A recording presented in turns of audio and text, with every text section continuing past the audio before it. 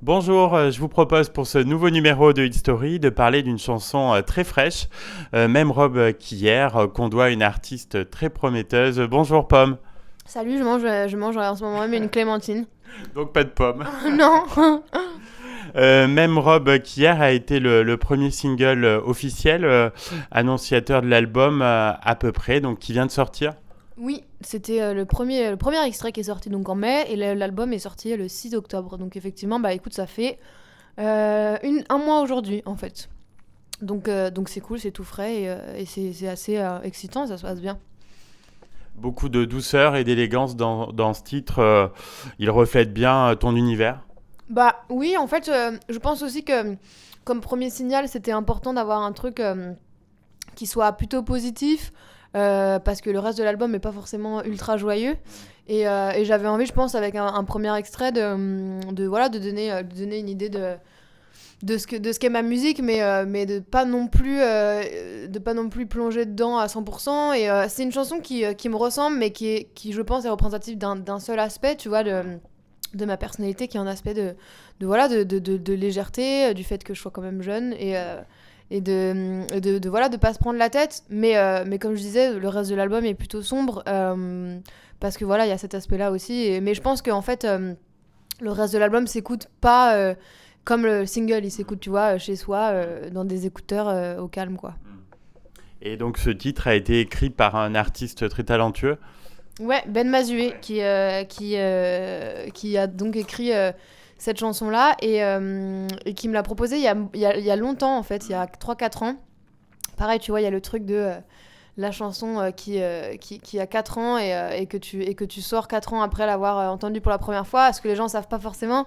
Et ce qui fait qu'il faut tout le temps. Moi, je trouve que c'est intéressant parce qu'il faut tout le temps la réinventer, la chanson. Tu vois, elle a eu plusieurs arrangements, cette chanson, avant d'avoir l'arrangement qu'elle a actuellement. Et donc, tu vois, moi, je la chante en guitare-voix sur scène. Elle a eu d'autres arrangements avant. Ensuite, on a testé des arrangements avec les réals de mon album. Et finalement, voilà, cet arrangement-là qui est l'arrangement actuel de la chanson, qui me ressemble aujourd'hui, qui me ressemblera peut-être plus, j'en sais rien, tu vois, dans 3 ans. Enfin, c'est toujours un peu compliqué, mais en tout cas, c'est une chanson qui a le mérite d'être légère, et je pense que ça fait du bien aussi parfois. Et dans ce titre, donc tu nous parles d'un amour d'un jour. Ouais, j'essaie de pas faire de bruit avec mes gâteaux, mais j'ai hyper faim. Mais oui, en fait, c'est une chanson qui parle juste de liberté, tu vois, et de pas se sentir enfermé. Et en fait, moi, je suis pas, j'ai pas vécu vraiment ça, en fait. Tu vois, il y a pas mal de chansons sur l'album. Il y a beaucoup de chansons qui parlent de mes expériences, mais il y a aussi des chansons où je me mets dans la peau de personnages, et où j'aime bien, tu vois, vivre des expériences par procuration, et me mettre dans la peau, et être dans une espèce de représentation, qui finalement devient moi, en fait, parce que quand tu chantes une chanson comme ça tout le temps, au bout d'un moment, elle te colle à la peau. Et donc oui, ça parle juste de ce que vivent 1 milliard de gens sur Terre, à savoir, tu vois, ne pas s'engager et vivre des histoires d'amour éphémères, mais que ce soit pas triste, que ce soit hyper léger, et voilà. Et le clip est très esthétique, tout en fantaisie.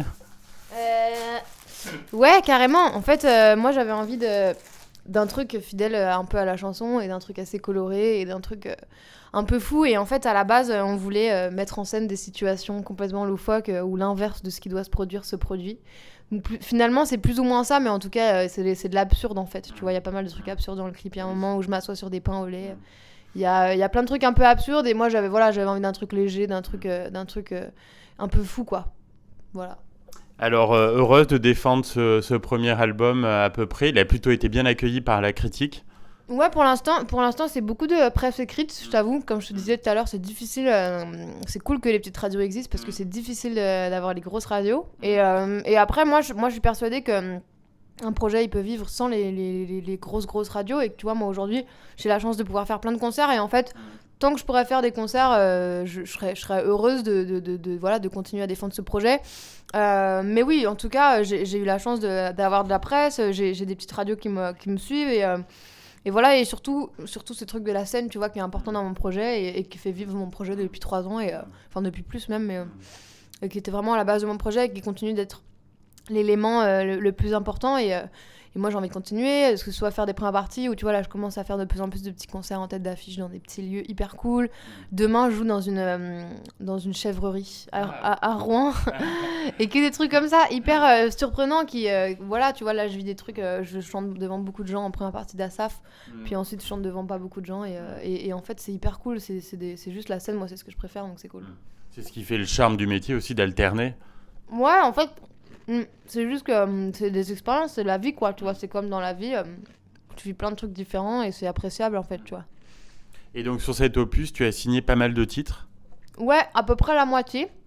Donc, il y a toujours une partie de l'album enfin, des chansons qui sont écrites par d'autres gens. C'était important pour moi d'écrire quand même des chansons sur l'album parce que j'avais envie que ça me ressemble.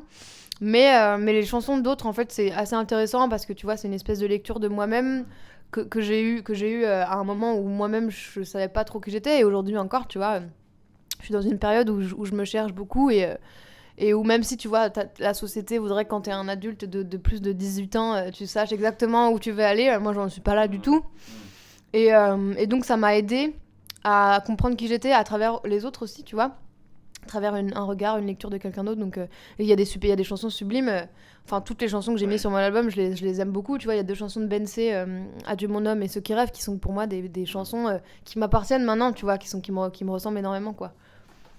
Moi, j'ai une autre chanson coup de cœur, donc avec même Rob Kier, c'est À peu près, donc le titre qui donne son nom à l'album. Et ça tombe bien car c'est le nouveau single, c'est ça ? Ouais, c'est mon 2e single. Je suis trop contente parce que je pense que, mine de rien, à peu près, elle me ressemble encore plus que la même robe qu'hier. Et comme je te disais, il y a un truc... moi, j'ai un truc avec la mélancolie, j'ai un truc dans mon écriture avec... voilà, et je l'assume, mais c'est complètement assumé. Et je pense que ça sert à rien d'essayer de le camoufler. Voilà, j'écris des chansons qui sont quand même tristes, qui sont pas des chansons pathétiques, mais qui sont mélancoliques, tu vois. Et c'est comme ça, c'est mon écriture, c'est ma sensibilité, donc autant l'assumer. Et donc, c'est pour ça qu'on s'est dit que un 2e single encore plus proche de ça, tu vois, ça pourrait être cool. Et donc, on a sorti à peu près. Et en plus, qui est une chanson que j'ai écrite et composée. Donc, c'est cool parce que ça peut que me représenter, en fait. Donc, voilà. La pochette de l'album ne passe pas inaperçue, on a dû te le dire. Ouais, il y a des gens qui l'ont trouvée hideuse, mais c'était le but. Non, en fait, moi, j'ai voulu... Je sais pas si tu as vu là, c'est des photos avec des escargots. J'avais envie, l'autre jour, j'ai posté ça sur Instagram. J'avais envie de mettre en lumière des trucs que les gens trouvent dégueux, en fait. J'avais envie de valoriser et tu vois, de mettre en scène des trucs qui dérangent les gens parce que, en fait, moi, je trouve ça intéressant, tu vois, dans tous les aspects, que ce soit des insectes, il y a aussi des gens, tu vois, dans la vie qui dérangent et moi, je trouve que ces gens-là, c'est les plus intéressants, en fait. Je trouve que les trucs qui dérangent, j'aime bien savoir pourquoi ça dérange, pourquoi un scarabée, pourquoi les insectes, tu vois, les araignées, pourquoi ça dérange, je veux dire... t'as rarement eu une histoire d'une araignée en France domestique, enfin tu vois, une araignée de maison qui a mangé un mec, quoi, tu vois. Et donc en fait je pense que j'ai voulu contrecarrer ce truc-là et voilà, il y a 1 milliard de symboliques. Les scarabées, en fait, ça c'est des cétoines dorées, mais c'est un truc super puissant, c'est un truc qui est très très utilisé dans la symbolique, dans plein de religions, c'est un truc, tu vois, un peu porte-bonheur, en Égypte, ils s'en servent pour faire des amulettes porte-bonheur, c'est aussi lié à la mort, qui est assez présente sur mon album. Donc voilà, et donc pour 1000 raisons, j'ai voulu choisir cette pochette, et il y a des gens que ça dérange, mais je pense que finalement, c'était un peu le but, tu vois, donc voilà. Et avant cet opus, donc, tu avais fait pas mal de collaborations, un duo qui avait très bien marché, notamment sur notre antenne avec Mathieu Mendes. Beaucoup de premières parties, tout ça, ça t'a forgé, j'imagine, pour la sortie de cet album ? Ouais, bah la scène, c'est ma plus grosse formation, en fait. Tu vois, j'ai commencé à faire de la scène quand j'étais dans une chorale à Lyon. Et on faisait beaucoup de scènes, on faisait des tournées un peu partout dans le monde même, parce que tu peux, avec la chorale, en fait, t'as tout un monde de chant choral qui est insoupçonné, mais qui existe bien. Et du coup, ouais, j'ai eu la chance de faire beaucoup de scènes depuis très jeune.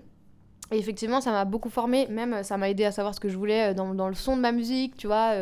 Et voilà, et j'ai aussi beaucoup travaillé mes instruments, du coup, pour la scène. Et donc, voilà, c'est cool.